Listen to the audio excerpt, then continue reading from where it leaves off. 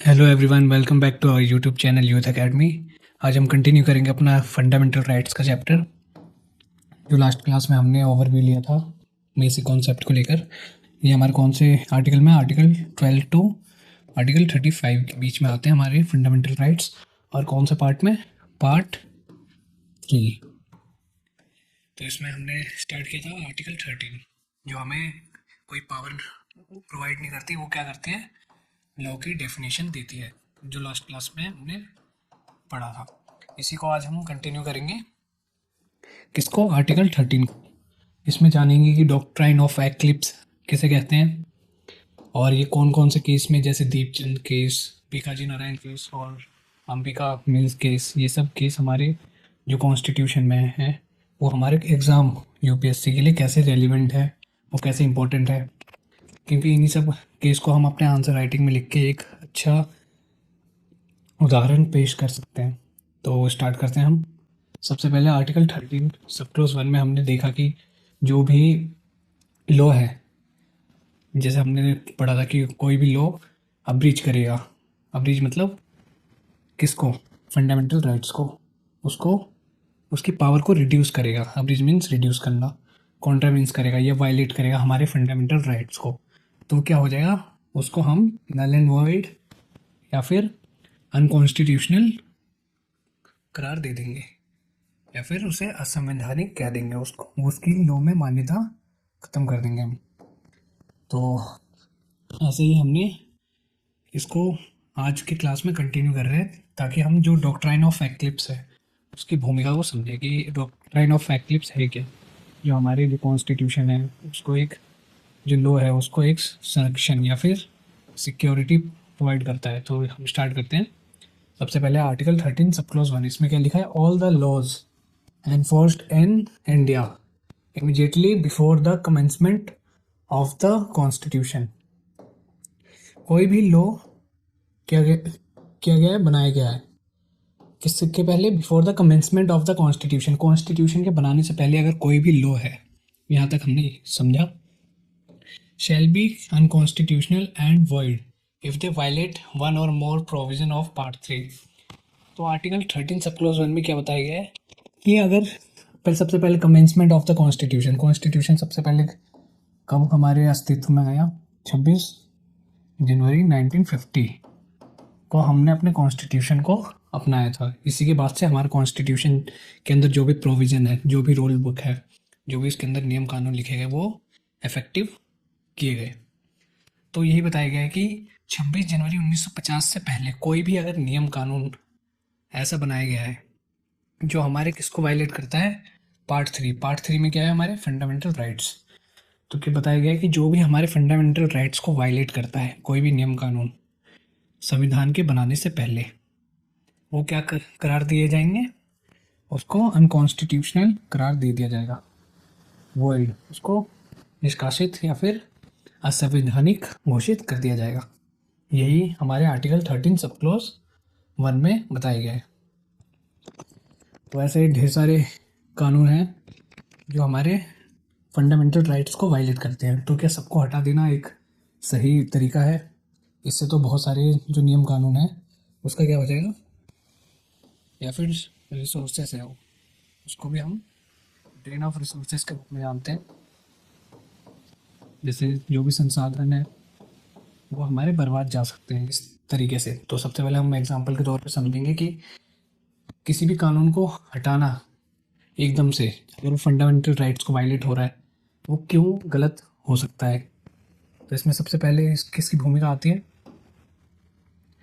सबसे पहले आती है Bhikaji Narayan versus state of MP. ये केस हुआ था, सुप्रीम कोर्ट ने कहा था इसमें कि अब प्रे कॉन्स्टिट्यूशन लॉ, क्या कहा था? प्रे कॉन्स्टिट्यूशन मतलब कॉन्स्टिट्यूशन से पहले बनाए गए लॉ। जैसे 26 जनवरी 1950 से भी पहले कोई कानून रहा होगा ना हमारे समाज को चलाने के लिए, देश को चलाने के लिए। तो ये बताया गया है, अब pre constitution law which violate fundamental right may not always be required to be declared null and void according to article 13 subclause 1 if the law important enough। तो ये बताया गया है इसमें कौन से केस में? केस इंपॉर्टेंट है, Bhikaji Narayan versus state of Madhya Pradesh. इसमें बताया गया कि अगर कोई लॉ बनाया गया है कब कब से पहले, जब से हमारा संविधान लागू हुआ 26 जनवरी 1950 से पहले अगर कोई कानून बनाया गया और वो हमारे मूल अधिकार यानी फंडामेंटल राइट्स को वायलेट कर रहा है, उसका उल्लंघन कर रहा है, तो ज़रूरी नहीं कि उसको हम हटा ही दें अपने रूल बुक से। उसको हम क्या कर सकते हैं, उसको हम डोरमेंट की स्थिति प्रदान कर सकते हैं या निष्क्रिय कर सकते हैं। यही बताया गया कि उसको ज़रूरी नहीं कि उसको नल एंड वॉइड उस लॉ को किल कर दें, मार दें। उसको हम क्या कर सकते हैं, it can be put under the shadow of the fundamental rights. Fundamental rights की छाया में हम रख सकते हैं कि फंडामेंटल राइट्स ने किसको कवर कर लिया है, उस जो भी छोटे से लॉ को कवर कर लिया है, तो उसको हम हटाएंगे नहीं, उसको बस फंडामेंटल राइट्स उसको ढक लेगा कुछ समय के लिए, और वो क्या हो जाएगा, उसमें अप्लाई करेंगे डॉक्ट्राइन ऑफ एक्लिप्स। इसी को ही क्या कहते हैं, एक्लिप्स, डॉक्ट्राइन ऑफ एक्लिप्स। हम किसी भी लॉ को क्या करते हैं, नल एंड वॉइड या फिर अनकॉन्स्टिट्यूशनल करार नहीं देते। इन आसान भाषा में उसको मारते नहीं है, उसको हटाते नहीं है, उसको क्या कर देते हैं, डोरमेंट की स्टेज में ला देते हैं, एक निष्क्रिय स्थिति में ला देते हैं, जिससे वो अपनी मूल स्थिति में तो रहेगा लेकिन वो एक्टिव नहीं होगा। वो अपने रूल बुक में तो होगा लेकिन उसको अप्लाई नहीं करेंगे उस समय। आई होप समझ में आया हो कि डॉक्ट्राइन ऑफ एक्लिप्स किसे कहते हैं। डेट इज मेकिंग डोरमेंट, उसी को क्या कहते हैं, dormant. The law will remain in dormancy and amendment to the law और the fundamental rights in future is able to remove the conflict between date time. This can be applicable in those people who do not enjoy the particular। तो यही बताया गया है यहाँ पे कि हमने इसको ऐसा क्यों किया, उसको डोरमेंसी की स्थिति में क्यों ला दिया। उसको किल भी तो कर सकते थे, उस लोगों को मार भी तो सकते थे, हटा भी तो सकते थे, उसको डोरमेंट क्यों करा, निष्क्रिय क्यों किया कि कुछ समय के लिए सिर्फ ये इसको एप्लीकेबल नहीं है। ऐसे करने से बहुत सारे फ़ायदे हैं, ऐसे कि जैसे किसी फंडामेंटल राइट्स को वायलेट कर रहा है, जैसे हम जमींदारी प्रथा को देख सकते हैं। जमींदारी एवोल्यूशन जो किया था हमने, वो भी हमारे फंडामेंटल राइट्स को क्या कर रहा था, वायलेट कर रहा था, राइट टू वोकेशन को, लेकिन वो क्या था, समाज के हित में था। इसी के कारण क्या हुआ, जैसे जमींदारी प्रथा या फिर जमींदारी जो एवोल्यूशन हुआ था वो किसके अगेंस्ट था, हमारे fundamental rights, right to vocation के अगेंस्ट था। लेकिन वो किसके, फिर हमने एक लॉ बना दिया जमींदारी एवोल्यूशन करके, तो इस जो भी जमींदारी, जो बड़े बड़े ज़मीन के मालिक थे, उनसे ज़मीन लेके और समाज के कल्याण के हित में उसको लगाया। तो ये क्या था, उन जिन लोगों की ज़मीन ली गई उनके क्या था, उनके फंडामेंटल राइट्स को वायलेट कर रहा था। तो क्या इस लॉ को भी हटा देना जायज़ था? नहीं, क्योंकि ये समाज के कल्याणकारी हित में इस लॉ को बनाया गया। इसलिए सब कभी कभी जो लॉ बनाए जाते हैं वो हमारे समाज के हित में होते हैं। अगर वो फंडामेंटल राइट्स को वायलेट भी कर रहे हैं तो इसका मतलब ये नहीं कि वो उनके अगेंस्ट में है। आई होप समझ में आया हो। तो इसका एक और एग्जांपल लेते हैं कि जैसे स्टेट ऑफ एमपी था, मध्य प्रदेश एक स्टेट है, उन्होंने क्या किया था, जो अपनी जो ट्रांसपोर्ट सर्विसेज थी उनको नेशनलाइज कर दिया था कि जो भी ट्रांसपोर्ट सर्विसेज है कोई भी प्राइवेट पार्टी या फिर कोई भी व्यक्ति नहीं चलाएगा प्राइवेट रूप से। क्यों? क्योंकि जो प्राइवेट लोग थे वो बहुत ही ज़्यादा फ़ायदा उठा रहे थे हम लोगों का, चाहे वो फैसिलिटी प्रोवाइड नहीं करते थे, जो भी किराया था उसके चार्ज बढ़ा दिए, मतलब अपनी मर्ज़ी से चार्ज लगाते थे। तो उन्होंने क्या किया कि इन सबको देखते हुए उन्होंने वहाँ की ट्रांसपोर्ट सर्विस थी मध्य प्रदेश की, उसको क्या किया, नेशनलाइज या फिर गवर्नमेंट के हाथों में सौंपने की सोची, इसलिए एक लॉ बनाया। तो ये क्या है हमारे, ये भी हमारे फंडामेंटल राइट्स का वायलेशन है, जो है राइट टू वोकेशन है, हमारा फंडामेंटल राइट्स है 19 सब क्लॉज 1, जिसको हम बाद में पढ़ेंगे गहराई से। अभी सब सिर्फ हम कॉन्सेप्ट समझ रहे हैं कि आर्टिकल 13 में, वरना अगर पढ़ाने का तो हम पूरा एक साथ ही पढ़ा सकते हैं। फंडामेंटल राइट्स 12 से 35 जो भी है, ये 1 घंटे की क्लास में कवर हो जाएगा। लेकिन जो कॉन्सेप्ट बिल्डिंग है वो यूपीएससी में सबसे इम्पोर्टेंट है, एकदम जो गहरे रूप से पूछते हैं वो है यूपीएससी। तो उसमें क्या करते हैं, जैसे कि इसमें जो भी है NHRC के जितने मेंबर हैं उसको आपको याद रखने की आवश्यकता है। यूपीएससी में कितने मेंबर होते हैं, जो भी पैनल है, जो भी कॉन्स्टिट्यूशनल संस्था है हमारी, उन सब की जो क्यों बनाया गया उसे, उसकी जो डेट थी, ये सब आपको याद रखने की आवश्यकता है। वो बहुत गहराई से पूछते हैं, इसलिए अगर आप ऊपर ऊपर से पढ़ेंगे तो ये इतनी कहना क्या कहते हैं उसे, इतना इफेक्टिव नहीं होगा, क्योंकि जो दूसरे लोग हैं वो आपसे भी अच्छा पढ़ रहे हैं। तो इसलिए उसको गहराई से समझना आवश्यक था। तो उन्होंने क्या किया, उन्होंने किया कि जो वो थी हमारी ट्रांसपोर्ट सर्विस है उनको क्या कर दिया, उनको नेशनलाइज कर दिया। तो ये किसका वायलेशन था, राइट टू वोकेशन का। तो इसको भी हटाना हमें हमें क्या, ये अकॉर्डिंग टू आर्टिकल 13 सब क्लोज 1 इसको भी हटा देना चाहिए था, लेकिन ये ऐसा करना आवश्यक नहीं है। क्यों, क्योंकि एक तरीके से ये फंडामेंटल राइट्स का वायलेशन है, लेकिन इसको हमें पूरी तरीके से इस लॉ को हटाना जो नेशनलाइज किया गया वो वैलिड नहीं था। क्यों, क्योंकि ये लॉ था वो एक तरीके से इम्पोर्टेंट था। जैसे कि कोई कोई लॉ फंडामेंटल राइट्स सिर्फ फॉरेनर को प्रोवाइड किए गए, हमारे इंडियन सिटीजन को प्रोवाइड किए गए हैं और फॉरेनर्स को नहीं किए गए हैं। तो उस स्थिति में ये लॉ कारगर होता है। इसको हम आगे और गहराई से समझेंगे कि कौन कौन से लॉ सिर्फ इंडियन सिटीजन को प्रोवाइड किए गए हैं, हमारे फंडामेंटल राइट्स। तो उस स्थिति में भी ये कारगर होता है। तो हमने यहाँ पर Bikaji versus state of MP का केस देखा, जो क्या था, उसमें बताया गया था कि जो लॉ है उसको हटाना जायज़ नहीं है, उसको हम डोरमेंट भी कर सकते हैं इसी। और उसमें क्या करेंगे, डोरमेंट करने के लिए डॉक्ट्राइन ऑफ एक्लिप्स की जो पावर है उसको अप्लाई करेंगे। इसके बाद नेक्स्ट केस देखते हैं। सबसे पहले हमने देखा 13 सब क्लोज 1, इसमें बताया गया कि कोई भी लॉ जो प्री कॉन्स्टिट्यूशन या कॉन्स्टिट्यूशन से पहले बनाया गया है और वो क्या करता है, कॉन्स्टिट्यूशन को वायलेट करता है, हमारे फंडामेंटल राइट्स को वायलेट करता है, उसको क्या करेंगे, नल एंड वॉइड या अनकॉन्स्टिट्यूशनल डिक्लेयर कर देंगे। फिर हमने देखा Bikaji versus state of MP का केस। क्रोनोलॉजी से चलना है हमें, क्योंकि यही हमें याद करने में सहायता प्रदान करेगी, पहला फिर सेकंड। अब इसके बाद देखते हैं, इसमें हमने देखा कि डॉक्ट्राइन ऑफ एक्लिप्स की जो भूमिका है वो आ गई थी कि हमें उस लॉ को हटा देना ही एक रास्ता नहीं है, हम उसको क्या कर सकते हैं, डोरमेंट, निष्क्रिय कर सकते हैं कुछ समय के लिए। अब नेक्स्ट देखते हैं, नेक्स्ट केस है case number 2 in Deepchand versus state of UP, case 1959।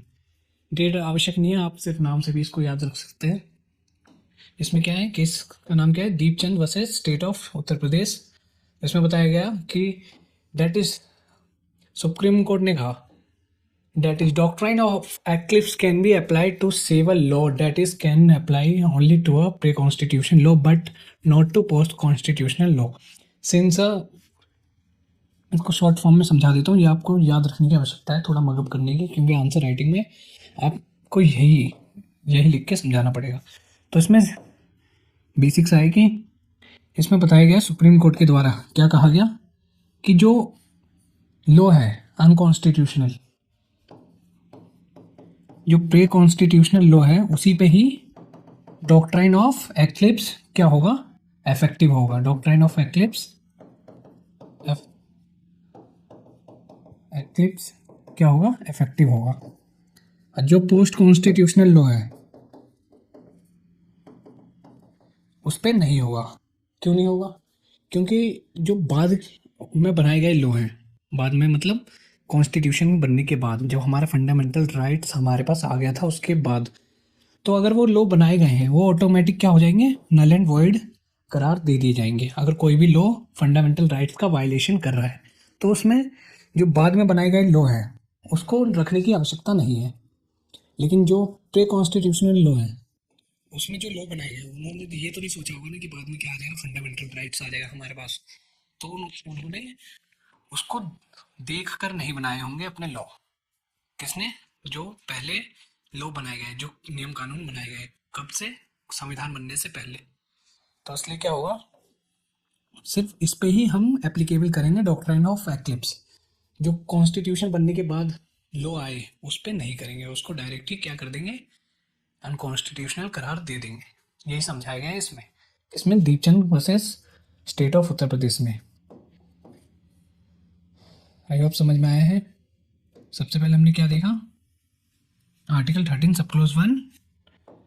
आपको भूलने आप भूलने की ट्राई करना, लेकिन मैं आपको पूरा ट्राई करूँगा कि आप भूल ना पाए इस कॉन्सेप्ट को,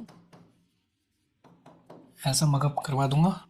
पहला है 13 सब क्लोज 1। इसमें बताया गया कि कोई भी लॉ जो फंडामेंटल राइट्स को वायलेट कर रहा है वो क्या हो जाएगा, अनकॉन्स्टिट्यूशनल।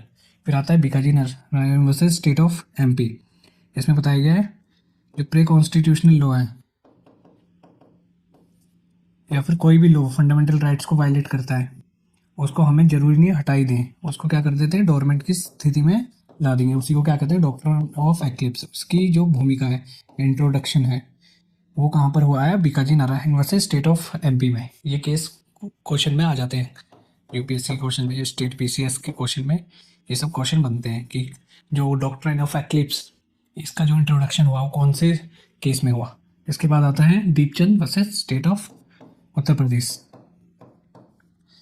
इसमें क्या बताया गया कि ये डॉक्ट्रिन ऑफ एक्लिप्स सिर्फ किस पे एप्लीकेबल है, प्री कॉन्स्टिट्यूशनल लॉ पे, जो कॉन्स्टिट्यूशन के पहले बनाए गए नियम कानून है उस पे एप्लीकेबल है सिर्फ। क्यों? क्योंकि जो कॉन्स्टिट्यूशन के बाद जो भी लॉ बनाए गए, अगर उसने फंडामेंटल राइट्स को वायलेट किया तो वो ऑटोमेटिक क्या हो जाएंगे, वो नल एंड वॉइड करार दे दिए जाएंगे। इसलिए इस वजह से अब इसके बाद नेक्स्ट केस आता है, जो हमारा लास्ट केस है वो है in Ambika Mills versus state of Gujarat 1974। इसमें सुप्रीम कोर्ट ने जो अपना पुराना डिसीजन था उसको ओवर रूल्ड कर दिया, उसको हटा दिया। सुप्रीम कोर्ट ने कहा it's a related decision and held that doctrine of eclipse can be used to protect not only a pre constitutional law but also a post constitutional law. हमने देखा कि in Deepchand versus state of UP में क्या कहा गया था, जो doctrine of eclipse है वो किस पे एप्लीकेबल है, सिर्फ प्री कॉन्स्टिट्यूशनल लॉ पे, ना कि पोस्ट कॉन्स्टिट्यूशनल लॉ।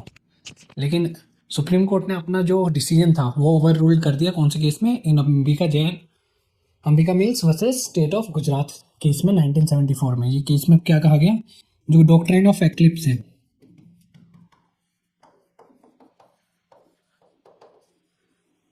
वो किस पे एप्लीकेबल है, दोनों पे, प्री कॉन्स्टिट्यूशनल लॉ और पोस्ट कॉन्स्टिट्यूशनल लॉ।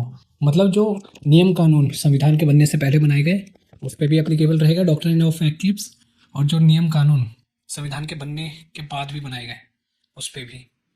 जरूरी नहीं कि उस लॉ को हटा ही दिया जाए। अगर कोई भी लॉ बनाया गया है, अगर वो फंडामेंटल राइट्स को वायलेट कर रहा है तो उसको हटाना आवश्यक नहीं है। अगर वो लेकिन एक इम्पोर्टेंट चीज़ है यहाँ पे, वो लॉ क्या होना चाहिए, इम्पोर्टेंट होना चाहिए। ऐसे नहीं कि कोई भी ऐरा गैरा लॉ बना दिया आपने और अगर फंडामेंटल राइट्स का वायलेशन कर रहा है तो आप उसको हटाएंगे नहीं, उसको भी डोरमेंट करेंगे। तो ऐसा ज़रूरी नहीं है।